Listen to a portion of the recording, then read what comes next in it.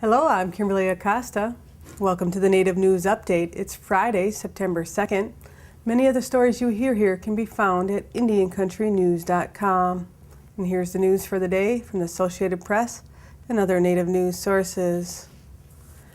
A Canadian Native protester and social activist, Naomi Klein, was among dozens arrested September 2nd outside the White House near the end of a two-week civil disobedience campaign aimed at pressuring U.S. President Barack Obama to block TransCanada's proposed Keystone XL pipeline.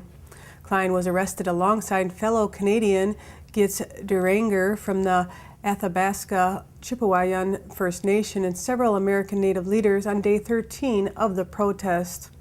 Bill Erasmus, chief of the Dean First Nation in the Northwest Territories, was there to lead support to those who were hauled off to D.C. police headquarters in armored vans in the last hours of the protest that has resulted in the arrest of more than 1,000 people.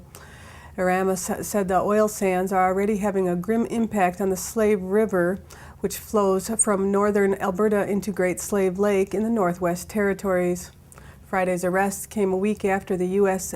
State Department released its final environmental assessment of the $7 billion pipeline, determining the project would cause minimal risk.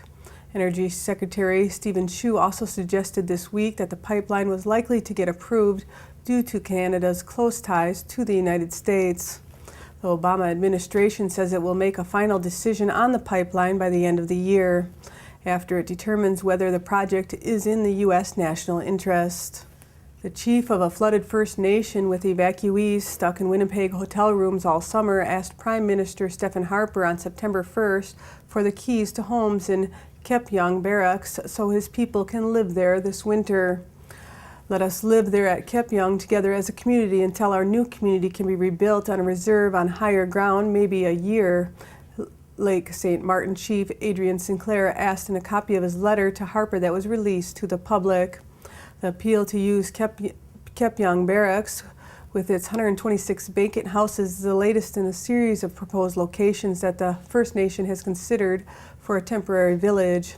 Kapyong has been deserted for 6 years since its soldiers decamped for CFB Shiloh near Brandon, Manitoba.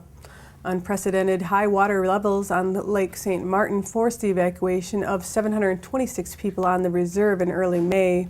Water levels still high and much of their reserve 300 kilometers north of Winnipeg remains underwater or damaged by water.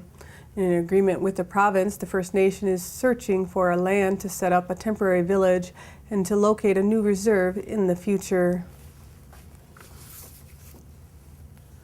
Appeals are being planned in a $3.4 billion settlement with the federal government over the mismanagement Native American land royalties. But the attorneys who negotiated the deal for the class action suit, Cobell versus Salazar, are asking a judge to order the challengers to first each put up a $8.3 million bond. The settlement aims to resolve a 15-year lawsuit that claims U.S. officials stole or squandered billions of dollars in land royalties meant for American Indians in exchange for oil, gas, grazing, and other leases over a century. The number of American Indian plaintiffs in the settlement could number 500,000 or more. Kimberlie Craven, a member of the Sisseton Wahpeton Oyate Nation and a vocal opponent of the settlement, has filed a notice in federal court that she plans to appeal its approval. A separate notice of appeal also has been filed by a nonprofit called the Harvest Institute Freedmen and Federation and two individuals, Latris Tanner Brown and William Warrior. An appeal could delay by a year or more the disbursement of $1.5 billion to plaintiffs, plus put off reform in a planned consultation of fractionated Indian land included in the settlement. Treaty 3 has filed an application for judicial review to examine the Canadian government's failure to consult and accommodate in the province's hydroelectric contract initiative. They claim the Anishinaabes, Aboriginal, and treaty harvesting rights were violated in flooding. The court is being asked to set aside Ontario's award of power contracts to hydro generation dams in Treaty 3 territory, focusing on Calm Lake, Sturgeon Falls, Fort Frances, Kenora, and Norman hydroelectric generating stations.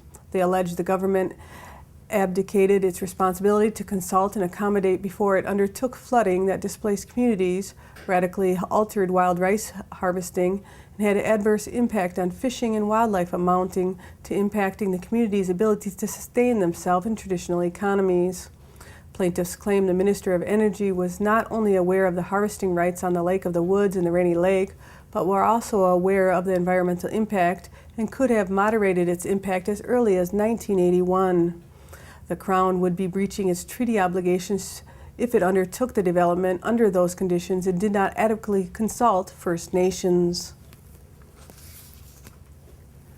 Oregon transportation officials have reopened Highway 26 through the Confederated Tribes of the Warm Springs Reservation, where wildfires have forced a mandatory evacuation of 18 homes. Firefighters reported progress despite gusting winds and announced that a section of the Deschutes River is reopening to rafters and campers. The multiple fires of the High Cascades complex have burned more than 76,000 acres on the Central Oregon Reservation. The complex remains on track to be fully contained by September 5th. Across Oregon, 11 large fires have burned a total of more than 143,000 acres, mostly rangeland in eastern Oregon, since lightning storms started peppering the region last week. On the Warm Springs Reservation, afternoon winds again fanned the 14,000-acre power line fire, prompting mandatory evacuations of 15 homes in Sidwalter subdivision and 3 homes at Dry Hollow. Several dozen other homes on the reservation were on evacuation alert, but no homes were lost. A new United Nations awareness campaign is attempting to prevent the extinction of 35 indigenous groups in Colombia, who are threatened by the country's more than 4-decade internal armed conflict. International indigenous rights group Survival International said that the campaign will address issues such as anti-personnel mines, internal displacement, and the forced recruitment of minors into armed groups. Last year, the UN warned that indigenous groups are especially at risk due to the conflicts, even though they represent just 2% of Colombia's population, adding to displacement caused by the promotion of extractive industries like mining and agriculture.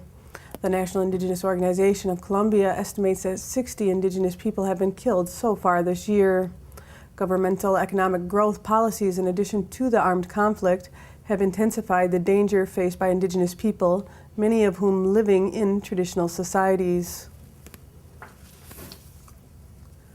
Officials for the Administration for Children and Families and representatives from 42 tribes attended the signing of the ACF Tribal Consultation policy by Acting Assistant Secretary George Sheldon on August 18th that sets official protocol on how the agency engages tribes in consultation on legislation, regulations, and policies that affect the services delivered to federally recognized tribes.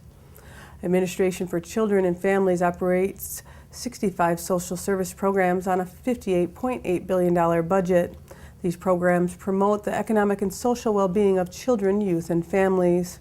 Included within ACF's 17 major bureaus that carry out its programs is the Administration for Native Americans, which took the lead in formulating the agency's first ever tribal consultation policy. We are very happy and proud that ACF was able to work with Indian tribes to get this policy created and issued within 1 year, said Lillian Sparks, ANA Commissioner. She also said it was a great accomplishment that the ACF was such great relationships with our tribes. And that's the latest roundup of news from Indian Country on this edition of the Native News Update. I'd like to thank you for joining me and have a grand day.